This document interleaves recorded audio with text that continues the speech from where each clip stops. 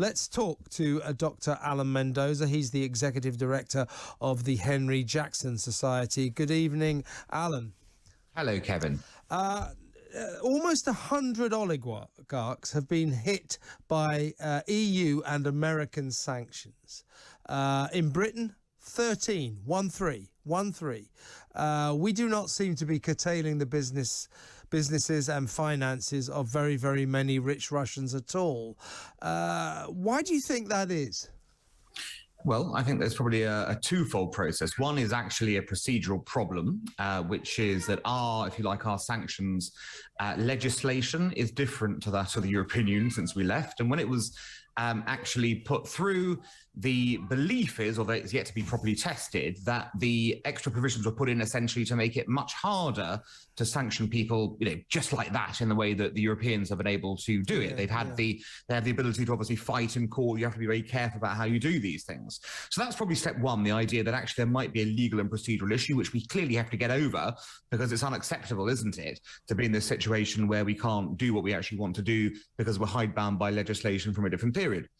The second situation is that there remains a belief among some people that, the UK's open economy status means that we have to respect, these rights, property rights. The minute you start seizing people's assets, that's a sign that London is no longer open for business. And again, I think this is, a bit short-sighted. The reality is that we don't want, sort of money that might be deemed to be dodgy to be going through London. What we actually want is clean money coming through London. If there's any doubt about that, we ought to be clamping down on it very quickly and very impressively. Perhaps you can help, Alan. I'm going to cite these two men just as examples. I'm genuinely in something of a state of confusion. So Roman Abramovich, we know, if he wasn't hit, was certainly frightened about getting hit, and therefore he's busy liquidating all of his British assets, particularly Chelsea Football Club, up for sale for $3 billion, and he's selling all his properties as well. He can't wait to get the hell out of the UK financially to maintain his £12 billion fortune. So that's him. And on the other hand, we have someone like Lord Evgeny Lebedev, who remains apparently one of the Prime Minister's closest friends, wears the ermine of the House of Lords and seems to be scot-free with that. Now, his father was a member of this KGB. He got his fortune in exactly the same way as Abramovich did. In other words, they got hold of all these vouchers that were given to the Russian citizens after the breakup of the Soviet Union, and basically they amassed them and turned them into billion-pound fortunes. So what is the difference?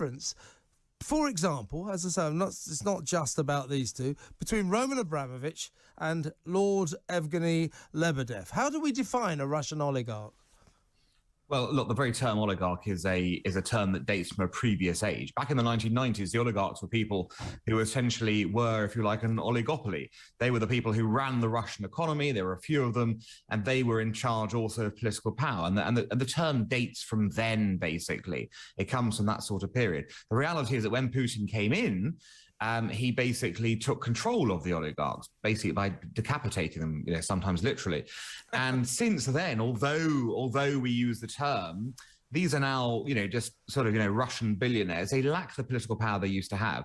Now, I think the difference between someone like Abramovich and someone like Lebedev is that, one still, I'm not sure the extent of his current, business genius, but one clearly has close ties into the Putin regime. The very fact that, Abramovich was allegedly negotiating or helping negotiations between Ukraine and Russia indicates that he's sort of trusted on both sides.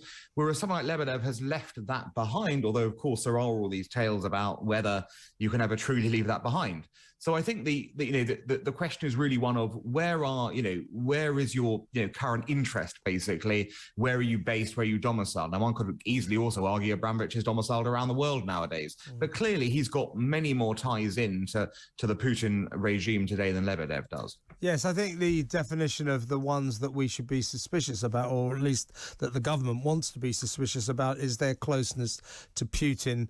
And I believe I'm right in saying that Alexander Lebedev, Evgeny's father, who's the originator of the fortune, actually didn't get on with Putin. So Yes. that possibly puts the Lebedevs in a good position. Also, owning a couple of newspapers always helps. Now, in terms of our failure yet to really get to grips with the oligarch situation, by the way, they are trying to push an emergency bill through Parliament tonight in order to redress that situation so they can crack down on a few more people.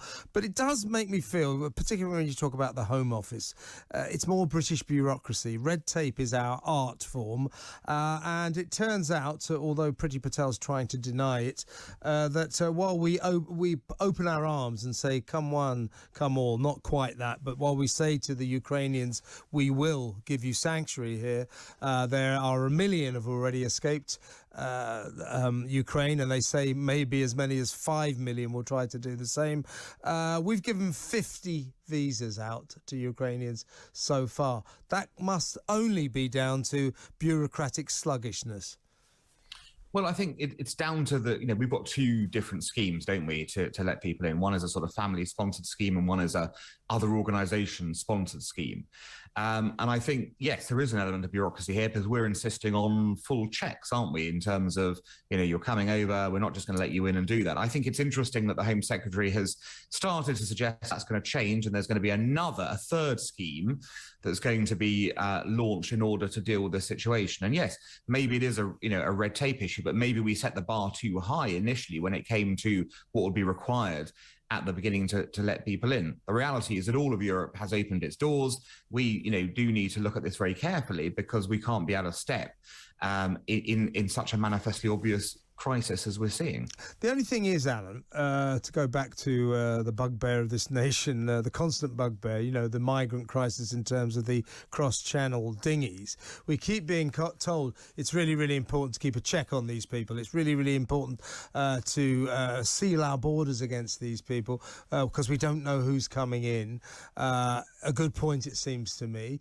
I mean, of course, with all due sympathy to the sudden crisis in Ukraine, do we completely change the rules about anyone that comes from the Ukraine so we don't need to know anything about them? We just open our doors. I don't think British people will like that much.